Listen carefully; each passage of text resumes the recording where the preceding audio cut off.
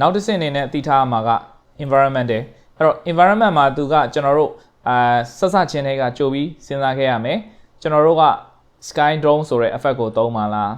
dynamic sky ကိုသုံးပါလားเนาะ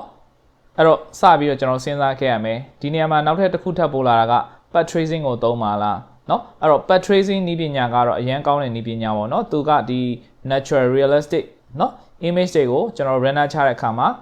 rendering ကောင်းကောင်းနဲ့ quality ကောင်းကောင်းနဲ့ပုံတွေကိုရမယ်အဲ့တော့ path tracing သုံးမယ်ဆိုရင်ကျွန်တော် environmental မှာတစ်မျိုးစဉ်းစားရမယ်เนาะ dynamic sky သုံးမယ်ဆိုရင်တစ်မျိုးစဉ်းစားရမယ် sky dome ကိုသုံးမယ် path tracing ကိုတွဲသုံးမယ်ဒါတွေဆိုရင်တစ်မျိုးစဉ်းစားရတယ်အဲ့တော့ဒီနေရာမှာလောလောဆယ် path tracing ကိုလည်းကျွန်တော်မသုံးဘူး sky dome ကိုလည်းမသုံးဘူးရိုးရိုး environmental နဲ့ကျွန်တော်တို့ဘယ်လို adjust လုပ်လို့ရတယ်အလင်းအမောင်ဘယ်လိုချိန်လို့ရတယ်ဆိုတာကိုပြောပြမယ်အဲ့တော့ဒီ environmental တက်အောက်မှာကျွန်တော်တို့เนาะဘာလေးတွေရှိလဲအစအဆုံးကြည့်ရအောင်အဲ့တော့ global lighting ဆိုတာရှိတယ် global lighting မှာကျွန်တော်တို့ dynamic sky ဖြစ်တဲ့အတွက်ကျွန်တော်တို့နေ့တွေညတွေကျွန်တော်တို့လိုချင်တဲ့เนาะအချိန်လို့ရတယ်အဲ့တော့ကိုလိုချင်တဲ့เนาะဒီနေကိုအလင်းအမောင်ကိုเนาะ share လုပ်ကြတဲ့ direction တွေကိုကျွန်တော်တို့ချိန်လို့ရတယ်ဒီနေရာမှာကျွန်တော်တို့ကဒီအဆောက်အဦကိုတဲ့ပေါ့เนาะနေလာထိုးမယ်ဆိုရင်အဆောက်အဦမှာကတ်ထားတဲ့ material တွေကအရန် flat ဖြစ်သွားတာပေါ့เนาะအဲ့တော့ဒီနေရာမှာကျွန်တော်တို့เนาะတဲ့ကိုမထိုးဘဲနဲ့တနေရာကနေစောင်းပြီးတော့ degree စောင်းပြီးထိုးတဲ့ effect မျိုးသုံးတာပို့ပြီးတော့အဆင်ပြေပါတယ်အဲ့တော့ကျွန်တော်တို့ဒါလေးကိုရပြီဆိုရင်အောက်ဆုံးမှာပေါ့เนาะအောက်ဆုံးမှာဒီ location ဆိုတာလေးတစ်ခုရှိတယ်အဲ့တော့ဒီ location ဆိုတဲ့နေရာမှာကျွန်တော်တို့ sun ရဲ့ဒီ direction ကိုပေါ့เนาะ sun ရဲ့ location ကိုကျွန်တော်တို့เนาะကျွန်တော်ရွှေ့လို့ရတယ်အဲ့တော့ဒါကတော့ကျွန်တော်တို့ဒ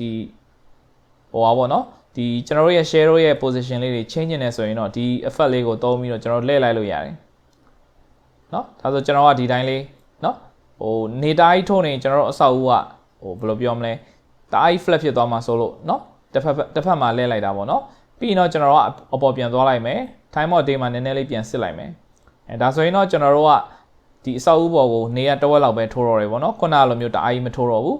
အဲ့တော့ဒါလေးကိုကျွန်တော်တို့အဆင်ပြေပြီဆိုရင်เนาะအဲ့တော့ဒီနေရာမှာဘာသတိထားမိလဲကျွန်တော်တို့အဆောက်အဦကအရင်နီးသွားတယ်အဲ့တော့ကျွန်တော်တို့ကနည်းနည်းလေးနောက်ပြန်ဆုပ်မယ်နောက်လေးနည်းနည်းပြန်ဆုပ်မယ်เนาะ right click ကိုထောက်မယ်အပေါ်လှည့်မယ်เนาะအပေါ်လေးနည်းနည်းထပ်တိုးမယ်เนาะအပေါ်လေးနည်းနည်းထပ်တိုးမယ်အရင်နီးနေတယ်ပေါ့เนาะအရင်နီးနေတဲ့အတွက်ကျွန်တော်နောက်ကိုဆုပ်လိုက်တာပါ scroll wheel လေးနဲ့ဆုပ်လိုက်တာအဲ့တော့အပေါ်လေးနည်းနည်းပြန်မောင်းမယ်အဲ့တော့အဆောက်အဦကဒီ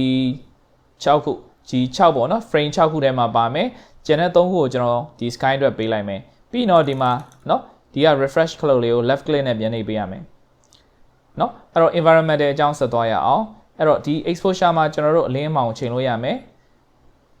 เนาะအဲ့တော့ဒီ exposure ကိုကျွန်တော်တို့အလင်းမောင်ချိန်ခြင်းအပြင်ကိုလိုချင်တဲ့เนาะဒီ percentage ကိုရအောင်ချိန်မယ်ပေါ့เนาะအဲ့တော့ exposure ကိုဒီမှာ15အထိသူက value နဲ့သတ်မှတ်ထားတယ်အဲ့တော့ကျွန်တော်တို့ကဘယ်လောက်ထိပေါ့เนาะကျွန်တော်တို့ရဲ့ image ကိုဘယ်လောက်ထိလင်းကျင်တာလဲเนาะဒီနေရာမှာကျွန်တော်တို့ချိန်လို့ရတယ်အဲ့တော့ကျွန်တော်တို့ကဒီမှာဆိုရင်တော့ကျွန်တော်က1ကြော်ကြော်ပေါ့เนาะ 1.23 လောက်မှာခဏထပ်ထားမယ်เนาะ1.1 လောက်မှာထပ်ထားမယ်เนาะသူကနည်းနည်းလေးလင်းနေပြီအဲ့ဒါပြီးရင်တော့ကျွန်တော်တို့ဒီ detail အောက်ကိုသွားကြည့်ရအောင်အဲ့တော့ detail အောက်မှာသူက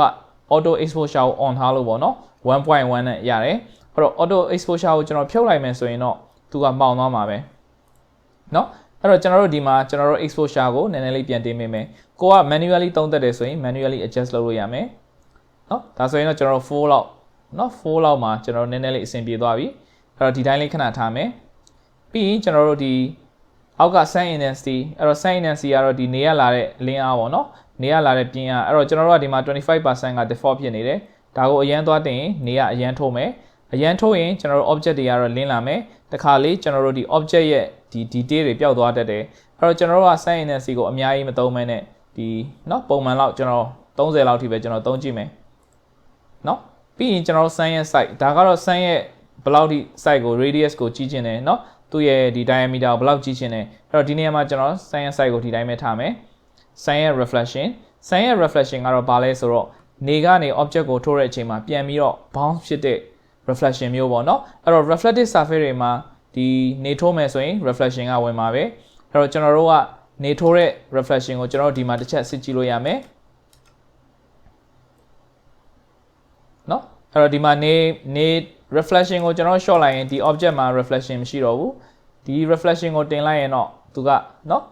sun ရဲ့ reflection ကိုအပြည့်အဝရမယ်เนาะအဲ့ဒီနေရာမှာ1ပေါ့เนาะ1ဆိုရင်တော့အပြည့်အဝသူက reflection ကိုရမယ် အဲ့တော့ဒီထဲမှာကျွန်တော်တစ်ခုမြုပ်ထားတာရှိတယ်ကျွန်တော် quick mode မှာကျွန်တော်တစ်ချက်ပြန်ထွက်လိုက်မယ်အဲ့တော့ G ဆိုတာလေးကိုနှိပ်လိုက်မယ်ဒီနားမှာကျွန်တော်ရဲ့ singlet မှာကျွန်တော်เนาะဒီမတိုင်ခင်မှာကျွန်တော်ဒီ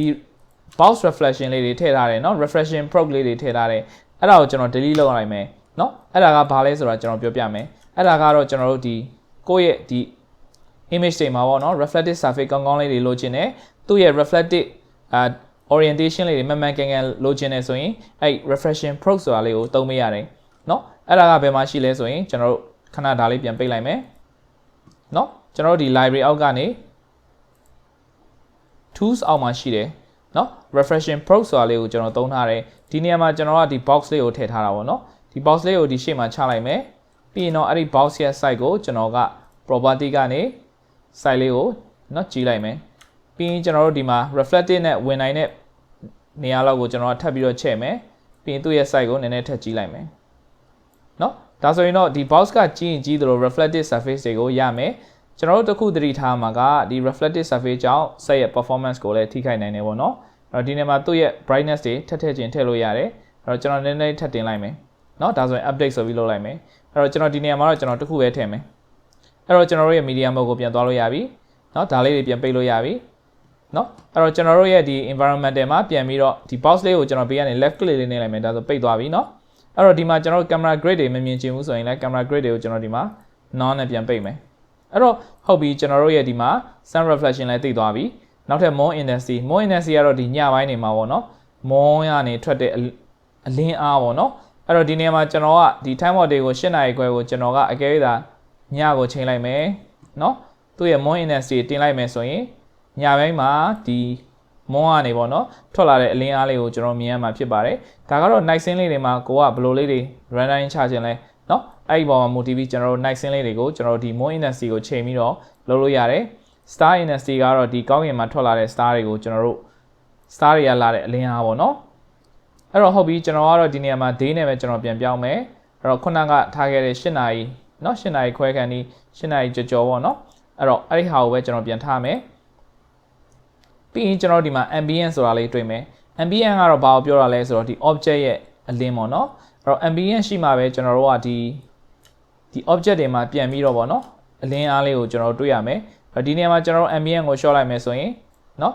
object လေးကအလင်းနည်းနည်း short သွားတယ်အဲ့တော့ short သွားပြီးတော့သူ့ထဲမှာ shadow ခွက်လေးတော့မြင်နေရတာပေါ့နော်အဲ့တော့ ambient ကမရှိရင်လည်းမကောင်းဘူးရှိရင်အရမ်းများရင်လည်းမကောင်းဘူးအဲ့တော့ကျွန်တော် ambient အရမ်းများသွားရင်ဒီ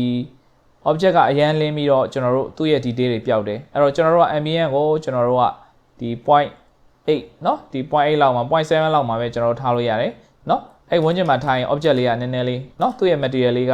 နည်းနည်းလေးအဆင်ပြေတယ်ပြီးရင်တော့ကျွန်တော်တို့ဒီမှာအောက်က white balance အဲ့တော့ white balance ကတော့ကျွန်တော်တို့ white ဘက်ကို balance ကို short ရင်အပြာရောင်ဘက်သွားမယ်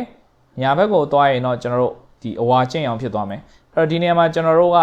နေ့အတွက်เนาะဘယ်လို runner ချချင်နေ့လယ်ကောင်နေကို runner ချချင်တာလားညနေဆောင်နေကို runner ချချင်တာလားပေါ့ motive color လေးတွေကိုအဝါလေးပဲဖြစ်ဖြစ်အဖြူလေးပဲဖြစ်ဖြစ်ထားလို့ရတယ်ဒီနေရာမှာကျွန်တော်မနက်8နာရီဖြစ်တဲ့အတွက်နေကိုเนาะနည်းနည်းလေး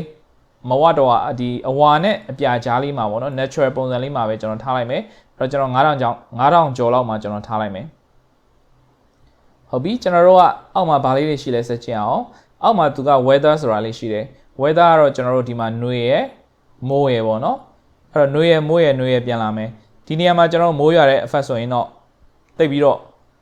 မလင်းတော့ဘူးပေါ့နော်အဲ့ဒီအချိန်မှာကျွန်တော် exposure ကိုတော့ပြန်တင်ပေးရမယ်အဲ့တော့ကျွန်တော်ကလောလောဆယ်ဒီရိုးနေတာတာနဲ့ပဲကျွန်တော်တို့ runner ချမယ်ဒီအောက်ကဟာတော့သူ့ရဲ့ season တွေဖြစ်ပါတယ်အဲ့တော့ season မှာကျွန်တော်တို့ကစောင်းရာဒီကိုချိန်ချင်တယ်ဆိုဒီမှာစောင်းရာဒီကိုချိန်လိုက်တာနဲ့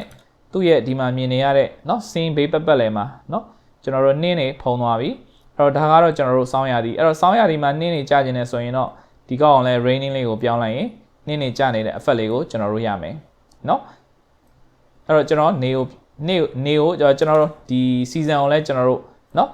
နွေရာသီဝက်ပြန်သွားမယ်မိုးလည်းမရွာဘူးပေါ့เนาะအဲ့တော့ဒီ cloud လေးပြန်နှိပ်လိုက်မယ်ပြီးရင်တော့ကျွန်တော် detail အောက်ကိုထပ်ကြည့်အောင် detail အောက်မှာသူ့ရဲ့ high font ဆိုတာရှိတယ် high font ကတော့ကျွန်တော် font တွေပေါ့เนาะဒီလို font တွေ mute တွေထည့်ခြင်းနဲ့ဆိုရင်ကျွန်တော် mute တွေထည့်လို့ရတယ်အဲ့တော့ကိုကဘယ်လောက်ထိထည့်ချင်တာလဲ 40% လား 50% လားဒါလေးတွေထည့်ချင်တယ်ဆိုရင်လည်းကျွန်တော်ဒီမှာထည့်လို့ရတယ်ဒါလေးတွေထည့်ရင်တော့နည်းနည်းလေးမှုန်သွားတယ် ဒါပေမဲ့เนาะ scene လေးဟိုပြောလို့မရတဲ့ natural sun နဲ့ scene တစ်ခုကိုရတာမျိုးလည်းရှိတတ်တယ်အဲ့တော့ကျွန်တော်တို့က fog ကိုထည့်ချင်တယ်ဆိုနည်းနည်းလေးထည့်ကြည့်လိုက်မယ်เนาะ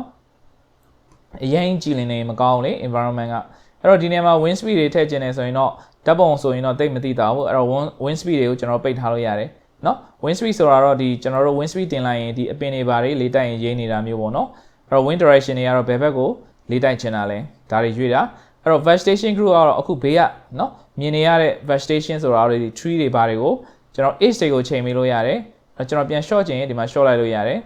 เนาะအဲ့တော့ဒါဆိုရင်တော့အရန်သေးသွားပြီအရန်နည်းသွားပြီပေါ့เนาะအဲ့ဒီနေရာမှာကျွန်တော်တို့လိုချင်တဲ့ပမာဏလောက်ထိကျွန်တော်တို့ပြန်တင်လိုက်လို့ရတယ်เนาะဒါလေးကလည်းအရန်ကောင်းတဲ့ tools လေးပဲเนาะကျွန်တော်ဒါလေးကိုဒီ40လောက်မှာပဲတင်လိုက်မယ်အဲ့တော့ weather effect ကိုသုံးမှလားဆိုရင်တော့လေ weather effect တွေဘာတွေကတော့ဒီ vegetation ပေါ်မှာဒီ weather ကြောင့်ဖြစ်တဲ့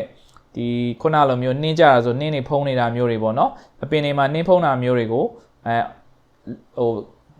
ထားခြင်းတယ်ဆိုရင်ကျွန်တော်တို့ကဒါလေးကို on ထားတာပေါ့เนาะ